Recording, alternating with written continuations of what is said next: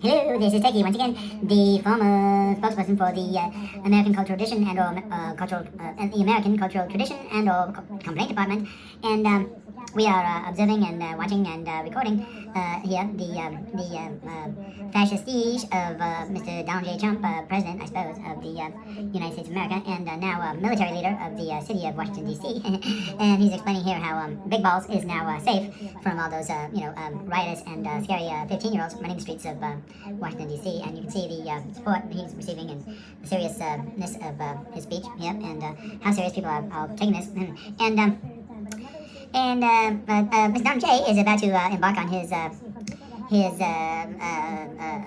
expression of his own knowledge on the subject of grass. And, generally here at the Office of Public Information, we tend to be somewhat critical of the fascist policies of Donald J. Trump. But on this particular policy, in which he promises to grow all kinds of grass in Washington, D.C., and of course those are the five major grasses that support the world's nutritional health, and as here's an African American in the crowd. You can see clearly, very comfortable with Trump's speech. And let's turn this up because he's about to get to the part with the grass, and then we'll explain why. They're making reservations to come in. They want to. He's still talking about restaurants. These poor white folks were unable to. They have a lot of golf courses all over the place. I know more about grass than any human being, I think, anywhere in the world. These poor white folks were unable to go to the restaurant because there were so many people of color. System's the best that you can buy, just like Augusta. It'll look like Augusta. He's talking about the grass here. He's like, National Golf Club. That's even better. Yeah. But we're gonna have all brand new, beautiful grass. Like everything else, grass has a life. Do you know? Grass has a life. Yes, me. Grass has a life. Life and grass has a We life. have a life and grass has a life. The grass here. The grass died here. about 40 years ago. It says 40 years ago we did away with the grass. That's all all you need here. And anyway, let me close this out, and we can go on to something else. Here we go. What Trump was getting at is that here's since he knows more about grass than anybody else in the world, he of course knows this.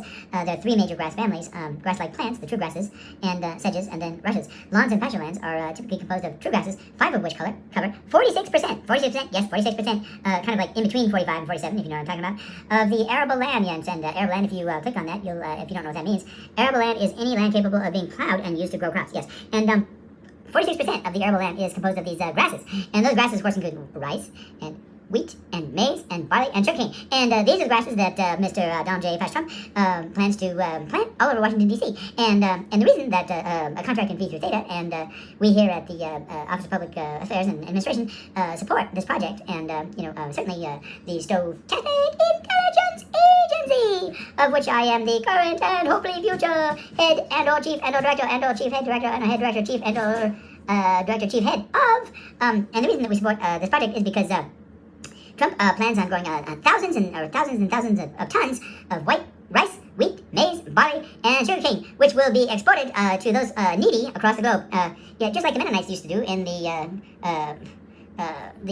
MCC, right? The Central Mennonite Community distribution of stuff to the needy, whatever it's called. And it's a very Christian attitude, I believe. And we are often critical of our how should we put it, doubts as to whether Donald J. Trump is true Christian or not. But growing all of this rice, wheat, maize, barley, and sugarcane in the city of D.C. and then exporting it to the needy across the world, including the starving in Palestine. Of course, Palestine, which is currently being genocided and destroyed culturally and materially and humanitarianly and everything else by the Israeli government, is in a crisis of what is typically called famine. Yes, famine. And so a lot of these products that Trump is going to grow on the lawns of, in front of the all of those museums that he's going to name after himself and dance clubs and stuff like that. Well, the rice, wheat, maize, barley, and sugarcane are going. A big part of that is going to, yes, indeed, is going to Gaza to help feed those who are starving as a result of the genocidal policies of the Israeli government. And in addition to that, a large part of this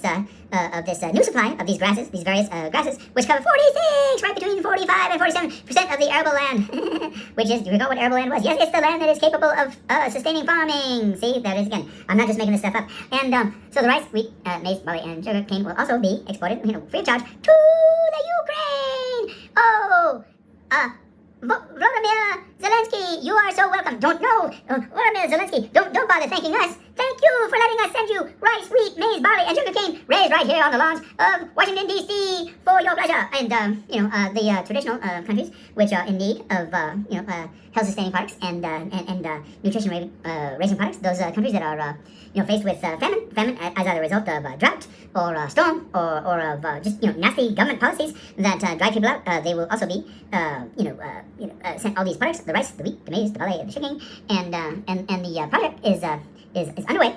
And for those of you, who say that, and it includes, myself, I have to admit that in this instance, we typically, we want to jump the gun and say Trump is just a fascist and he wants to take over D.C. because it has an African-American mayor, and he wants to take over Chicago because Chicago also has a black American mayor, and we want to say, oh, well, Trump is a bigot and Trump's racist. But look, no, this adventure in the Arable land that produces rice, wheat, maize, barley, and sugarcane, being, produced right here in the great city of Washington, D.C. and the center around the world to help save men's, women's, and children's in particular lives, right? And reduce hunger in those states in which rural, child poverty and child hunger is still a problem. So let's look up. Let's go ahead and look up and see which states will be receiving Washington, D.C.'s new supply of these great grains, rices, that is, rice, wheat, maize, barley, and sugarcane from Washington, D.C. So let's go ahead and look that up. Oh, here's Trump again, but let's not worry about that. Let's we're gonna type in a search. This Google, your favorite multinational corporation that supports Trump. Yes, indeed, and on which whom owns YouTube and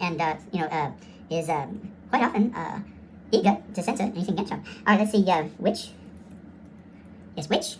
U.S. states have the largest, or I could say most significant, let's say largest child hunger problem.